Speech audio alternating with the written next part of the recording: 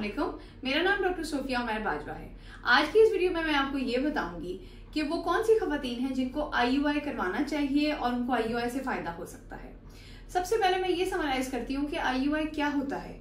IUI एक मसनूई तरीका इलाज है जिसमें फीमेल को, वाइफ को गोलियों टीकों का कोर्स कराया जाता है, जिसका मकसद होता है कि अंडेदानियां यानी कि ओवरीज में 2 या 3 मैच्योर फॉलिकल्स बन जाए।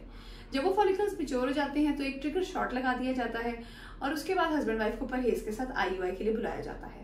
हस्बैंड अपना सैंपल देते हैं, जैसे कि टेस्ट के लिए देते हैं, उसमें से एक्टिव वाले जरासीम को इकट्ठा किया जाता है और उसको यूट्रस में इंजेक्ट कर दिया जाता है। अब वो कौन से कपल हैं जिनको इस अमल से फायदा हो सकता है। इस आईयूआई के कामयाब होने में कुछ फैक्टर्स इंपॉर्टेंट होते हैं। इसमें सबसे पहला फैक्टर होता है फीमेल की एज।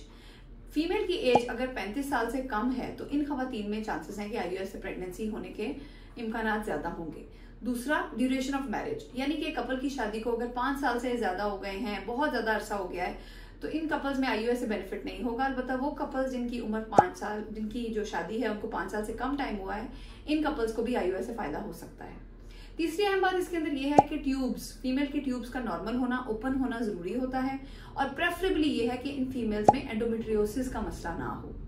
उसके अलावा एक बहुत इंपॉर्टेंट फैक्टर है हस्बैंड के सीमन सैंपल का।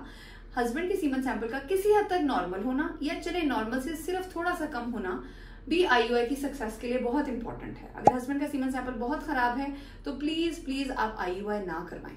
सो ये वो फैक्टर्स हैं जिन कपल्स में ये हों, यानी कि फीमेल की एज 35 से कम हो, शादी को बहुत ज्यादा अरसा ना हुआ हो, ट्यूब्स नॉर्मल हो, एंडोमेट्रियोसिस ना हो, हस्बैंड की रिपोर्ट किसी हद तक नॉर्मल हो और वो कपल्स जिनमें मिसकैरेज वगैरह हुआ हो, प्रेगनेंसी पहले हुई हो, ये वो सारे कपल्स हैं जिनको आईयूआई से प्रेगनेंसी के लिए कोशिश करनी चाहिए।